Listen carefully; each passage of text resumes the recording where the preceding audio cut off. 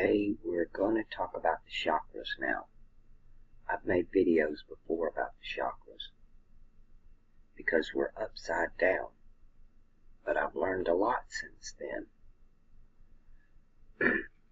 I want to specifically talk about the colors of the chakras and the association with the planets, because that's what they are. They are connected with the planets, and when a planet goes retrograde, literally our chakras go retrograde. Like Mercury. Mercury deals with our speech and communication. So a lot of time we have speech breakdown. We'll actually say things backwards, and that's because it causes our chakras to go retrograde. Now, when I applied alchemy to the planets and the chakras, this is what I got. 1. The colors in the chakras associated with the planets are not the same as the colors that are associated with the zodiac wheel. The planets have colors of their own, separate from the constellations that they rule in. And also, a lot of times you'll see the moon as the crown chakra, above the crown chakra, or as the third eye. I disagree with that. The moon is in the same house as the sun, because we're masculine, feminine. Some of us are born in the day and some of us are born in the night. To me, the moon is right here below the solar plexus.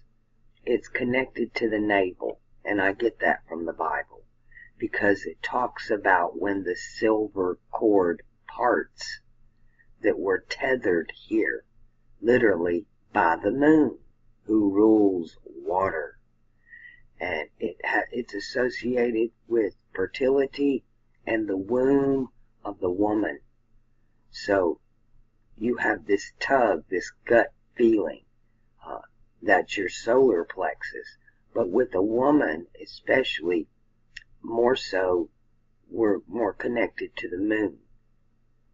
And then there are solar babies, those of you born in the day, and then lunar babies, those of you born at night, under the influences of the sun and the moon. And then you have those that are born with the new moon, where you have the sun and the moon there at the same time. They're in the same house. It's just their influence is greater in some charts than in others. And it reflects literally how other people see us. We are our sun sign, but people see us as our outer personality will reflect more to our moon sign. Our inner and our outer. So, when I got to looking at this, you've got Mars is the base chakra. He deals with sexuality, fertility. It's that action. When he's standing and Mars is at the feet, he's connected to the earth, because Mars is exalted in cardinal earth. Because it's doing, it's action, it's not about sex and it's not about war, it's about getting shit done. It's channeling that energy like go. You use your feet to go. You're connected to the ground. It's taking that walk. And then you have Jupiter here in the orange. You would have like I told you, these two always work together, Jupiter and Mars. Then you would have the moon and the sun, who actually rule over these two. They have authority. The sun and the moon have authority over Jupiter and Mars. But we live upside down. That'll be explained in a minute. Venus ruling our heart, her color is green. Mercury ruling that throat chakra of communication, his color is blue. And then you have Saturn as the third eye. And then what the crown chakra is, a lot of people are confused about it. especially because there's so many different traditions. But this is my understanding of what Kundalini rising is. When you pop your third eye, Saturn, your crown chakra appears because the Kundalini rose, and it's a rainbow of colors.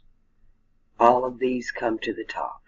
It's bringing Mars, Jupiter, the moon, the sun, Venus, Mercury, all into the pineal, all into the upper mind, into one rainbow. That's the harmony of the rainbow. You see it as the peacock. Okay, that's bringing all of these energies up here out of the body. Let's take a look at this for a second. I don't agree with all of this because they're separate. They don't understand the difference, but they've got it basically in a cohesive way. So we'll just start with here. And again, it's upside down. I kind of understand why the Chinese write from the bottom to the top, because it's about Kundalini rising and ours is lowering. Men tend to think with their root chakra, right? You think with your penis. And in here we have our colors, but it's also associated with the frequencies, those musical notes, the C, D, E, F, G, A, B. First one, base of the spine, earth, physical needs, to have, color is red, ruled by Mars. It's action, it's masculine in nature. The second, the sacral, lower abdomen, water, sexuality, emotions, to feel, orange, Jupiter. A lot of this you're seeing mixed with the moon. They've mixed part of which she rules water. And then you have the solar plexus, the sun, dealing with fire, and it's to act. We get that gut feeling, those tugs. You sometimes horrifying or traumatic situations can make people throw up. They become ill. It is so intense there in that solar plexus, the reaction of the body. Fourth is the heart, air, which of course, yes, Venus rules cardinal air. It's love. It's to love. Its color's green. The throat chakra, having to do with sound, communication, to speak, Mercury. And that's what I've always called little boy blue. The third eye, this would, if you're going to say something was the moon, more in the third eye because that's intuition. But I disagree with the colors here and with the order. Third eye, that's purple or violet. If they want to put it here, it's purple. And it's Saturn. And it is to know. We're talking about Aquarius here. It's about understanding. It's about thought. He deals with the spiritual world. And it's at the top of the head. It's in the third eye. And then you pop your crown chakra and get Saturn's crown, because it's a rainbow of these. All this energy comes to knowing, comes to understanding. And you become a new person. You've created your like body. And it's all the colors of the rainbow. But this information's been so perverted by the alleged New Age movement that we don't get it. Mars, Jupiter, the Sun, Venus, Mercury, and then you get your wings. Got your crown chakra, you got your wings. You astral travel. You popped your pineal gland, you're walking in other worlds. But you're not going anywhere, you're right here.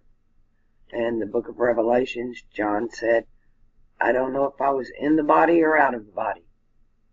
And it is hard to tell sometimes. It's so real. This life seems fake. This is the imitation. This is the illusion. This is the fake. This is the dream. This is the movie. We're in living color. So, why the planets affect us as they move through the skies is in the different houses and frequencies they put off is because they are chakras in our body. They're like glands. And they secrete these hormones and fluids, and it's, what do they call it? There's a special name for the guy who does all the glands in your body. That's who you generally see if you have cancer. Your chakras are not in order. You're not channeling the energy properly. We're not releasing the energy. We're not grounding the energy.